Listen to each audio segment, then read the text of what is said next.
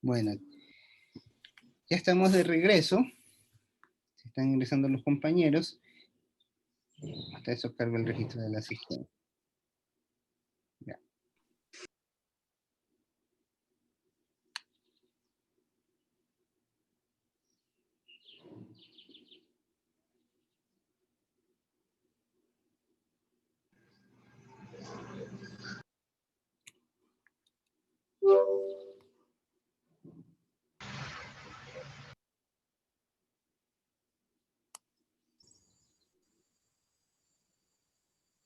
A ver, me parece que se normalizó. Ya no tengo nada más anuncios de ingreso. Sí, se normalizó. Yo creo que ya estamos todos. Ya listo. Atención a la lista, por favor. Isaías Andrade. Isaías Andrade.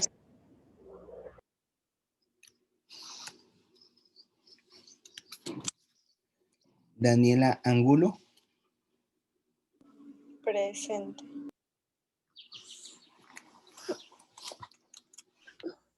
Diana Aragundi. Presente. Evelyn Arias. Presente. Rosa Brito. Presente. Ashley Chica. Presente.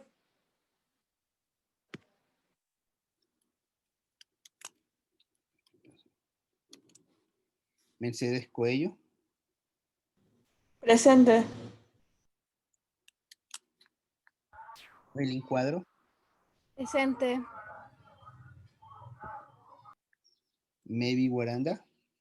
Presente. Lilibet Leito. Presente. Jorman Limones. Presente.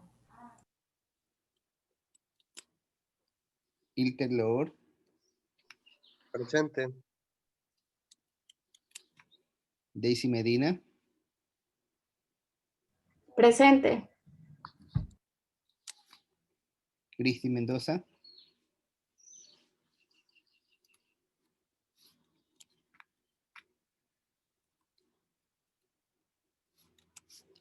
Dara Muñoz. Presente, profesor. María Naula. Presente. Nicolo Laya. Presente. Presente. Heidi Ortega. Presente. Danix Ortiz. Presente. Dayana Párraga. Presente. Alexa Perea. Presente. Alexa, presente. Verónica Rivera. Presente.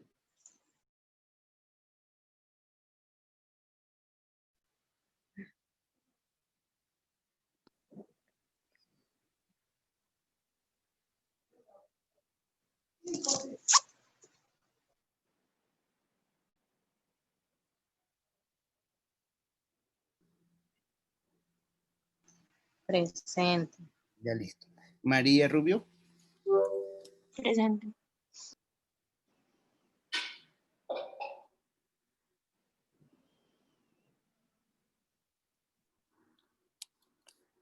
Leslie Sánchez.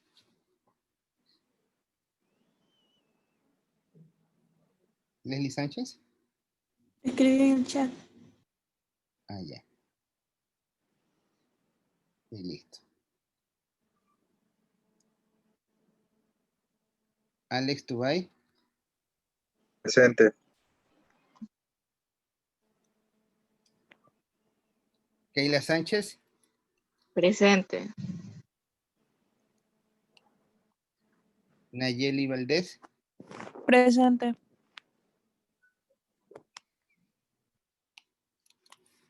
Génesis Yunda Presente. y Wilson Castillo. Wilson Castillo. Bueno. ¿Alguien más? Estamos todos, ¿no? Bueno, continuamos.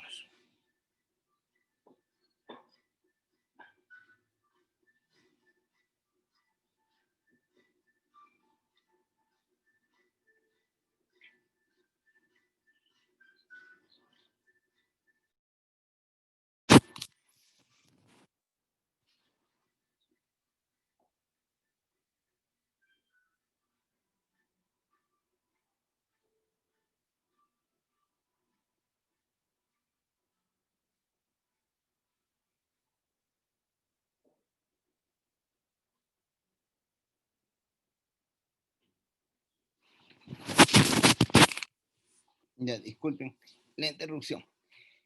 Estábamos nosotros trabajando o estábamos aprendiendo antes del corte lo que era cuál es el proceso de transición que sufren las economías en un tipo de cambio fijo hacia un tipo de cambio flotante.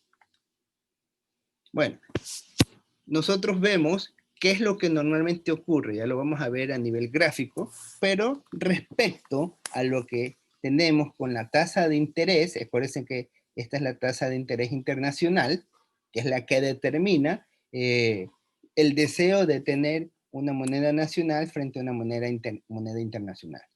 Cuando nosotros tenemos un régimen de tipo de cambio fijo, si mantenemos déficits fiscales, lo que vamos a hacer es que este déficit fiscal, nosotros habíamos mencionado que existen tres maneras de conservar de cubrir el déficit. La una era mediante deuda, la otra mediante reservas y la otra mediante la emisión monetaria que se llama emisión inorgánica, simplemente crear dinero de la nada.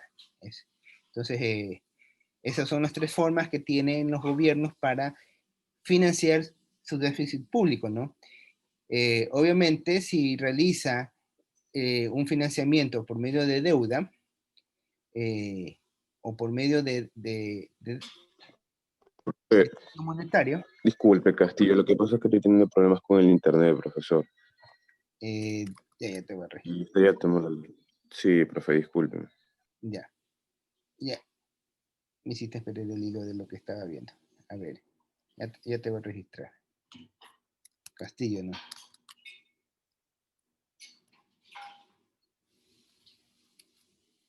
Ya. Ya te registré. Ya.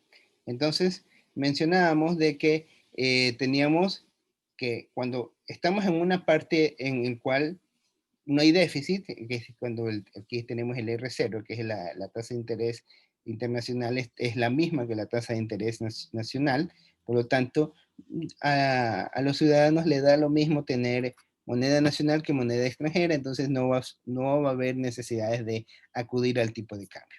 Pero si ocurre que comienza a existir un déficit, lo que va a hacer que el tipo de cambio internacional se vuelva más atractivo. En un comienzo va a ser marginal y los gobiernos pueden hacer frente ante estos tipos de cambios. Pero a medida que esto se va acentuando, es decir, de que continuamos teniendo déficits, periodos tras periodos comenzamos a tener déficit, se va a tener algo que se llama el agotamiento de las reservas, que es, aquí tenemos un agotamiento gradual, lo que ustedes van viendo. Todo este proceso es el tipo de cambio fijo que el gobierno defiende su tipo de cambio. Como está defendiendo su tipo de cambio, llega un momento en que sencillamente ya no lo puede mantener. ¿Por qué? Porque ya las percepciones de la población cambiaron. Dicen, oye, ya en los gobiernos sencillamente va a llegar un momento en que va a estallar una bomba de tiempo. ¿Sabes qué? Mejor cúbrete y comienza a mantener reservas en monedas diferentes, para que si llega a haber un colapso, por lo menos estés protegido. Entonces, y comienza a haber un ataque especulativo. No es que comienzan a ver atentados en contra de la nación, no. El ataque especulativo es que el nerviosismo de la población hacen que se vuelquen de manera sistemática a querer cambiar moneda nacional por moneda internacional.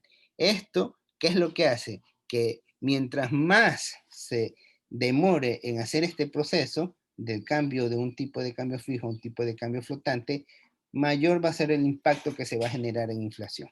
Entonces, una vez que hay ese cambio a tipo de cambio flotante, ya comienzan las fuerzas de mercado comienzan a interactuar, va a haber un incremento en los precios, va a haber inflación que va a ser, que se va a ajustar hasta que las reservas pero no las reservas, hasta que el déficit sea cubierto. Entonces esto es lo que va a ocurrir en este escenario. Esta gráfica refleja de manera concreta lo que ocurre cuando estamos en un proceso de cambio, de una transición de tipo de cambio fijo a un tipo de cambio flotante. ¿Ya? Hasta allí era en lo que correspondía a la unidad anterior. Vamos a ver ahora lo que es el enfoque monetario de la balanza de pagos. Para esto, vamos a aprender a relacionar los efectos de una balanza de pagos desde un enfoque monetario. Bueno, ya nosotros de alguna manera lo hemos visto. Aquí lo que vamos es a ya un poco aclarar ciertas dudas que puedan aparecer. Texto guía, nuevamente Sash, Larraín, Dorbus, Blanche y Barr. Entonces, cuando hablamos del enfoque monetario de la balanza de pagos, nos referimos a que esto va a involucrar a una relación que existe entre la oferta monetaria interna y lo que es la balanza de pago. ¿A qué se refiere con la oferta monetaria? A la cantidad de dinero que está circulando en un momento determinado dentro de la economía, a la masa monetaria. A eso se refiere, a la masa monetaria y esta relación que existe con lo que es la balanza de pagos. Cuando trabajamos en balanza de pagos, siempre, mientras estas tengan un saldo lo más cercano a cero, va a ser lo más conveniente para la nación. Porque mientras mayores sean los déficits, va a llegar un momento en que los gobiernos se van a encontrar ante el problema en que la ciudadanía va a preferir moneda extranjera que moneda nacional. Por eso es importante tener cuentas sanas. Ese es el problema que está en la actualidad presentando los gobiernos, de que aparentemente no hay liquidez y como no hay liquidez para hacer frente a las monedas, a la moneda, en este caso a cubrir la deuda, no hay de qué cubrir. Aquí la situación se vuelve más intrigante porque nosotros, dentro de las opciones que tenemos, reserva de libre disponibilidad, no existe esa cuenta prácticamente. No tenemos la capacidad de hacer emisión monetaria y lo único que nos queda es la deuda, recurrir a deuda. Entonces, aunque, bueno, continúo, no quiero meterme en detalles en este momento. Ante esto, es importante saber lo siguiente. Esta es desordenada. Políticas para ajustar un desequilibrio cambiado provocado por déficit en balanzas de pagos. Cuando tenemos problemas de balanza de pagos, es importante tener en cuenta lo siguiente. Para tratar de solucionar estos efectos, se puede intentar aplicar políticas que permitan alcanzar el pleno empleo. ¿Qué significa esto de alcanzar el pleno empleo? De que todos tengan trabajo, para que con lo que todos tienen trabajo se puedan mantener los consumos estables y puedan seguir la economía funcionando con normalidad. Esto se refiere a aplicar políticas para alcanzar el pleno empleo. Pero cuando se realizan estos tipos de políticas, van a ver que como todos tienen dinero, o sea, socialmente quedas bien, cubres con tus deudas, pero comercialmente vas a tener problemas, porque todos tienen trabajo y no hay suficiente producción para cubrir esa cantidad de dinero que está entrando a la economía, lo que va a hacer es que la balanza comercial se va a volver principalmente deficitaria. También tenemos que la otra instancia es aplicar políticas que generen excedentes comerciales. Es decir, poner políticas restrictivas como por ejemplo puede ser aplicar algún tipo de tasa a las importaciones, de repente poner algún tipo de restricción, no necesariamente tasas, sino poner de repente que para poder traer ciertos productos deben de cumplir con ciertos requisitos y se vuelven más exquisitos los requisitos, más exigentes para poder traer cierto tipo de mercancía. Entonces, eso equivale no a un impuesto, sino a un procedimiento que lo que busca es reducir las importaciones y aumentar las exportaciones con el efecto de mantener mantener la paridad cambiaria, pero esto en cambio va a afectar a las relaciones de pleno empleo. Entonces, si aplico una política, va a tener un efecto positivo y un efecto negativo. Lo mismo si aplico la otra. Entonces, ¿qué mismo es lo que uno debería hacer? Por eso se llama el enfoque monetario de la balanza de pagos, porque si aplico una política determinada, voy a tener una consecuencia. Entonces, o aplico la otra política, voy a tener otra consecuencia. Entonces, ante todo esto, es como los médicos dicen, bueno, estás enfermo. Si estás enfermo, ¿qué te doy? Si tienes una enfermedad del hígado, pero si te doy la enfermedad para el hígado, te voy a enfermar los riñones. Y tienes la enfermedad los riñones, si te doy para curarte los riñones, te vas a enfermar el hígado. Entonces, ¿qué hago contigo? O te doy para el hígado o te doy para los riñones, pero si no te doy para eso, igual te va a afectar. Entonces, ¿qué hago? Lo mismo ocurre en la parte de la parte de la economía. Muchas veces las decisiones políticas que se toman referente al manejo de las cuentas nacionales solucionan un problema, pero a la vuelta de la esquina generan otro. Y eso se vuelve un círculo vicioso que hay que saber, saber manejarlo. Es una actividad de ser presidente, no es tan fácil como lo plantean. Ante esto, o por lo tanto, para restituir el equilibrio provocado por un déficit en balanza de pagos, lo que expertos o experiencias de otras naciones sugieren es realizar un desvío del gasto del consumo, principalmente de los bienes importados. Es decir, mayores restricciones a los productos importados. Pero no restricciones comerciales, sino más bien incentivos a estimular el consumo de la producción local.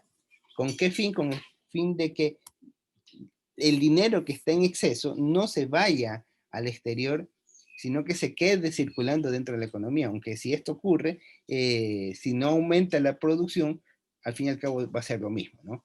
Pero si se estimula el consumo nacional, lo que se va a tener es que la producción nacional va a aumentar. Y de esa manera no vamos a tener un efecto de transición hacia un tipo de cambio diferente. Eso es lo que recomiendan expertos o experiencias analizadas en otras naciones. También involucra aplicar políticas de desviación del gasto, que esto puede ser para el gobierno, que puede ser no necesariamente aumentar la masa laboral, también puede ser reducir la masa laboral o viceversa, no necesariamente reducirla o aumentarla, con el fin de conseguir un equilibrio interno y externo en la producción nacional. Es decir, tratar de focalizar, en otras palabras, de focalizar a quién ajusto y a quién libero. Es una actividad que hay que hacerla con mucho cuidado, con mucho tino, porque un problema que existe en la economía, y recuerden que la economía es una ciencia social, que una vez tomada una política no se puede dar vuelta atrás. Si uno tomó una determinada política, un comentario como autoridad nacional, eso lleva de por sí un montón de consecuencias. Entonces hay que tener mucho tino, hay que saber manejar con mucha sutileza qué es lo que debe o qué tipo de política se debe de enfrentar ante determinada situación. Este cuadro que estamos viendo es prácticamente un resumen de lo que nosotros vamos a observar que ocurre en la tasa de interés con respecto al ingreso o a la producción. Estas son las relaciones que van a llevar a cabo en los efectos de un tipo de cambio. Si nosotros tenemos que la tasa de interés, estamos por encima de la tasa de interés, ¿cuándo vamos a tener que hay estamos por encima de la tasa de interés? Normalmente esto suele ocurrir cuando tenemos superávits muy elevados, suele ocurrir esto. Entonces ahí vamos a tener que se encuentra una apreciación de la moneda, y el efecto de la apreciación de la moneda va a ocurrir un efecto de deflación. Esto es muy raro que se vea en los efectos de deflación, pero para los que no conozcan, deflación es lo contrario de la inflación y se refiere a una bajada de precios. Por lo general, cuando hay una bajada de precios, lo que va a ocurrir es que la producción se va a ver desestimulada y va a comenzar a reducirse, porque ¿quién va a querer producir más bienes si ven que cada vez sus precios, los precios de sus artículos comienzan a reducirse? Entonces lo que va a haber es una contracción de la oferta. En cambio, si tenemos nosotros que hay un superávit, y a pesar de que hay superávit, tenemos que hay un aumento de la producción, vamos a encontrarnos que existe un proceso de inflación. ¿Sí? Y que tenemos, esto es cuando la tasa de interés se vuelve más atractiva en el exterior, que lo que es la tasa de interés nacional. Entonces vamos a tener que la moneda se va a apreciar, es decir, la paridad cambiaria va a ser mejor para nosotros. Bueno, eso es relativo de que sea mejor, simplemente nosotros podemos adquirir con nuestra moneda más bienes en el extranjero que lo que se puede adquirir de manera local. En cambio, en el tercer cuadrante, lo que nosotros tenemos es que, ¿qué sucede cuando la tasa de interés internacional es más atractiva que la tasa de interés nacional? Es menos atractiva, entonces vamos a tener aquí que va a haber una depreciación de la moneda y un proceso de deflación. O sea, es algo muy extraño que ocurra, ¿no? Que se está depreciando la moneda y aparte de eso los precios van bajando.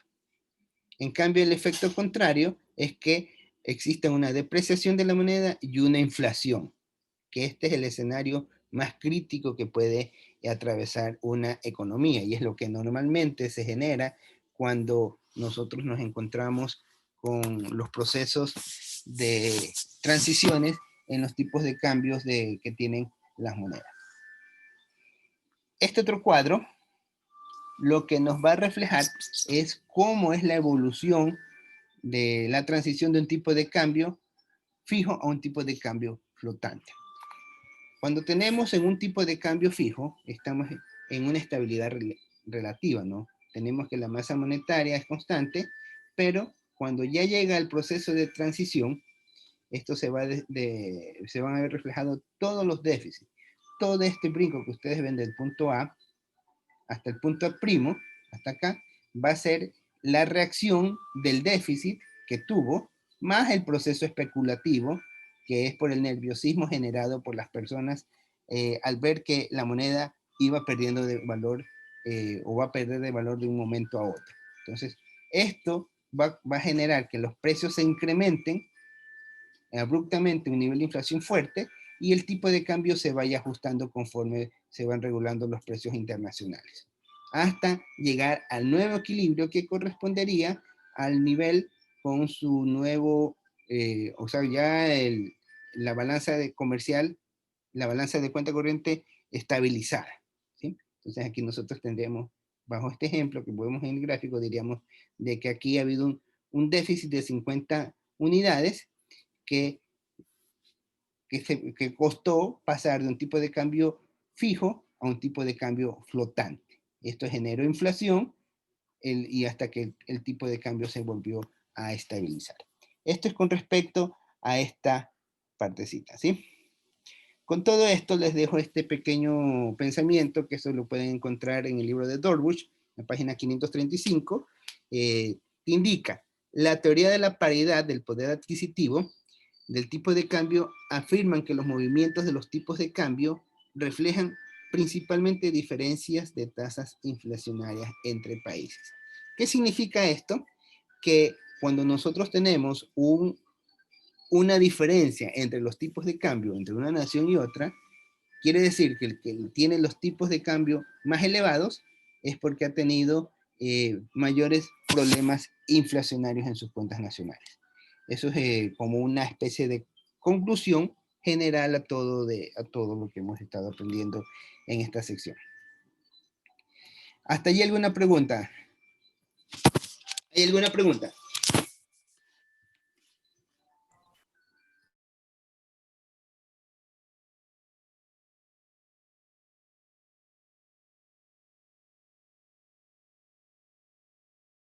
Bueno, si no hay preguntas, voy a indicar lo que deben hacer para el taller. Ya me imagino que tienen confirmados los grupos. Limones, ¿qué nos dices? ¿Están conformados los grupos o los elaboro yo este momento? No sé si los compañeros ya hayan hecho su grupo. Nosotros tenemos un grupo conformado. Son 3 grupos que tienen que haber. Ya, la vez pasada teníamos un grupo y estamos haciendo con los mismos casi nosotros. Entonces están los 3 grupos definidos. A los otros dos grupos no sé, pero nosotros hemos hecho con el grupo que teníamos anteriormente. ¿Ya? Y ya tenemos nuestros integrantes. No Y sé los demás compañeros.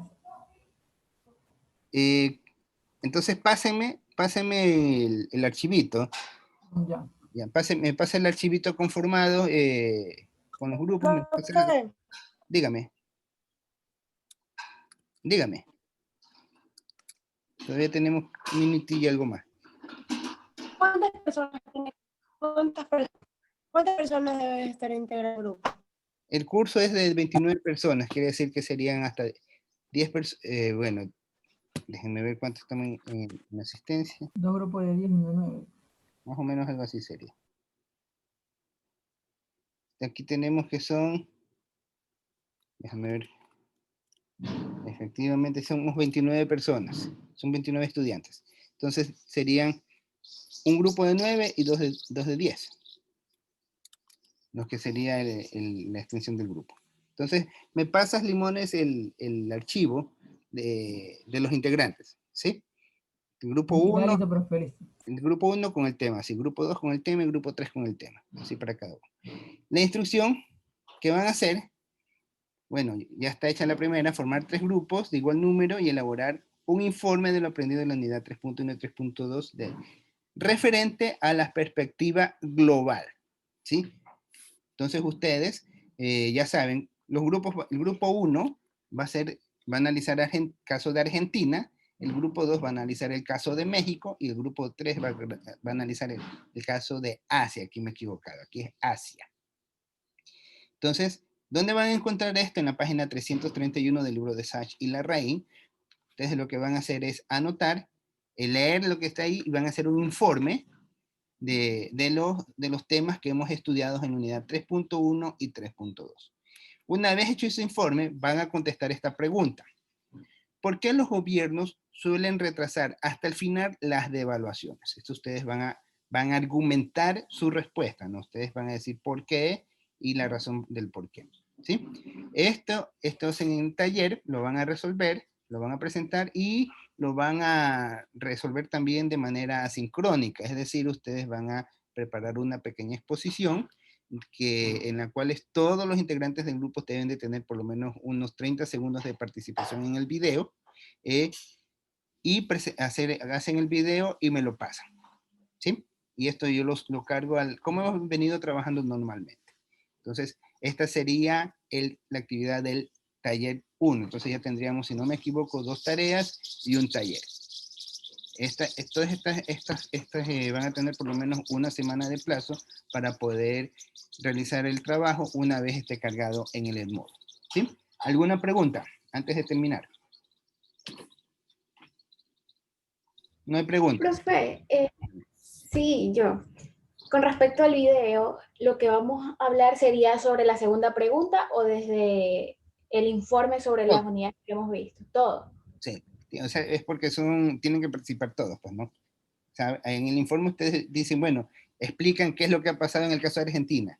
¿Cuándo inició? ¿Cómo inició? ¿Qué pasó? ¿A qué se debió? ¿Cuál fue el resultado al que se llegó? ¿Cómo se lo puede evitar, sí o no? ¿Y cómo se lo puede haber evitado? Y al final, que dan su conclusión, responden esta pregunta.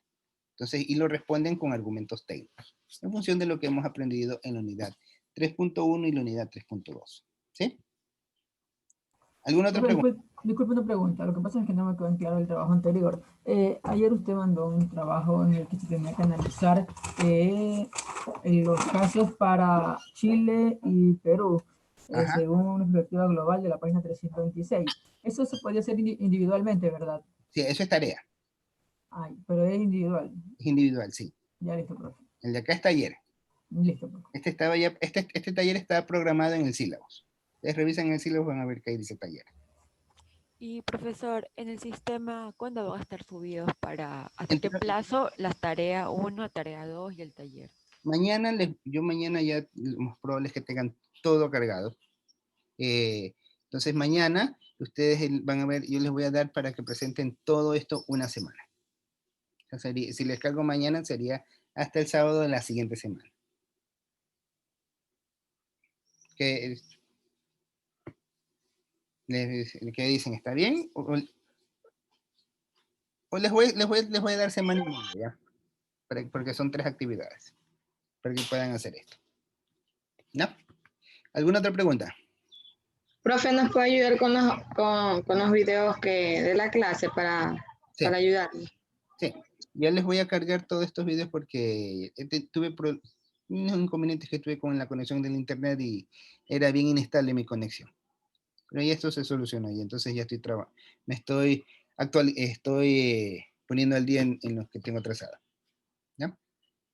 ¿Alguna otra pregunta? Bueno, si no hay más preguntas, entonces nos vamos a quedar hasta allí. Esta es la actividad que tenemos. Entonces nos vemos ya Dios mediante en la próxima sesión. Que tengan buen fin de semana todos.